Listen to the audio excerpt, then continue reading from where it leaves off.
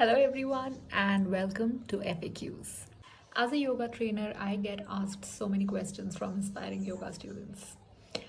If you've practiced yoga before or you're new to practicing yoga, if you're thinking maybe I want to take a class, then maybe this video is for you. I have compiled most frequently asked questions and some myths about making yoga a part of your lifestyle, so stay tuned. Number 1. Is it all right to practice yoga during pregnancy? Well, yes and no. If you've been practicing yoga earlier, it's safe to practice yoga, but please check with your doctor first. If you've never practiced yoga, I would recommend maybe stay clear or do it under extreme supervision only after getting a clearance from your doctor. Never start practicing yoga before your second trimester and try to avoid online classes. Number 2. Can I practice yoga during my periods or my menstrual cycle? It's absolutely safe to practice yoga during your periods.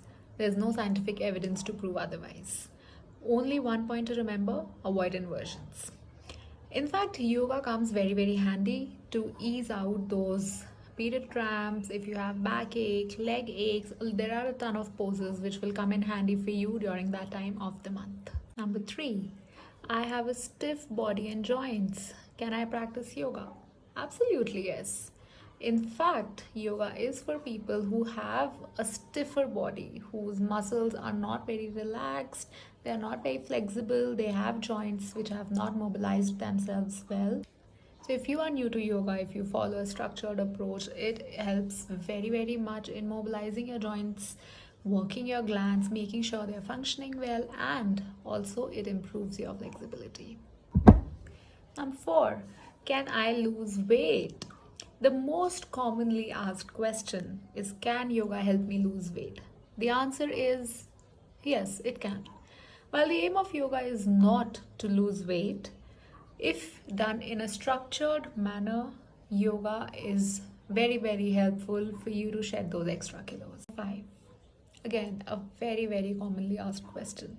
Is yoga slow or can it be fast? It completely depends on your requirements. A lot of people prefer that yoga be slow. Because it's the only time they get on the mat with themselves, so they don't want to rush it because during the day they have enough things that they are rushing into. So a lot of people prefer it to be slow, calming, and more into like a meditative state. Now, if you are someone who prefers to get a quick workout, who wants to break a sweat, or if you only have 20 or 30 minutes, you can't commit to the mat for a complete 1 hour, then absolutely there are tons of yoga postures which will help you achieve your goal in a limited amount of time. For example, Ashtanga Yoga. Ashtanga Yoga is very quick. It's not slow at all. It helps you lose weight very quickly. Also, it comes very handy for those people who don't have a lot of time in hand, who don't want to put 1 hour into their mat. Number 6, and this is a funny one. Can men do yoga? Yoga has no gender. In fact, you would be surprised to know how many men yoga trainers there are. In my group classes, have almost 50% of my students, they are men, and yoga, as I said, it's gender agnostic. You don't have to be a man or a woman to be able to practice yoga. All you have to have is the willingness to learn. Number 7. Why are yoga classes so expensive? Well, it's a niche zone.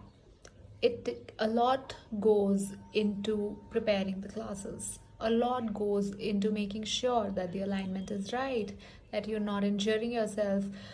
A lot goes into thinking that what might be the best structure for a prospective students.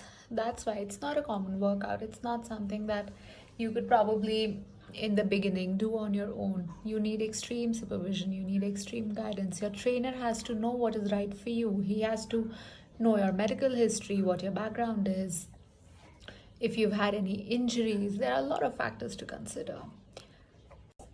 Number 8. How to know if yoga is for me? Simplest way: hire a trainer, get into some classes, and see if it's working out for you. Now, not necessarily that you find a trainer and you find yoga boring. Maybe take classes from 2 or 3 different trainers to see if someone suits you more than the other one. Also, there are many styles of yoga. Some people are into hatha yoga, some people are into ashtanga yoga. So completely, it's a very personal choice. So if you want to know if yoga is for you, if you would be interested in it, I would suggest get in touch with some reliable yoga trainers. Take some classes from them. Let them know that you are still exploring. You want to see if yoga is for you, so they can customize those classes the way you want them to be, and then take a well-informed decisions. Number 9, is yoga enough? Yes. You're thinking that you might want to combine yoga with some other form of workout, that's also fine. Again, it's a very personal choice. But if you only want to stick to yoga, if you want to make it a part of your lifestyle, and if you want to reap all the benefits from it, again, go to a reliable trainer, go to a good instructor, or sign up to a very nice studio. Sign up with a very nice studio and see what they're teaching, discuss with them your requirements, and then get on to the journey.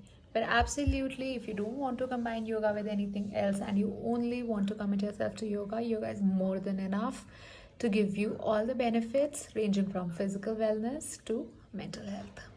Last but not the least, what is breathwork?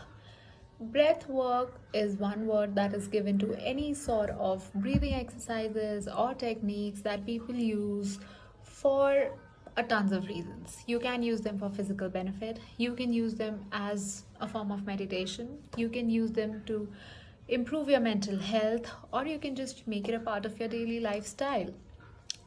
Anything that makes you bring your focus to your breath. To add on, breath work is a very, very important part of yoga. Any yogasana that you do, any posture that you practice, has to be combined with proper breath work. You have to know when you have to inhale, when you have to exhale, when you have to hold. So these were 10 most commonly asked yoga questions. If you have a question which I have not covered, mention it in the comments below. I will have an answer for you. If you have other doubts or other qualms about making yoga a part of your lifestyle, let me know and I'll be more than happy to help you embark into your journey. Stay tuned and do not forget to subscribe because the next video is on yoga for weight loss.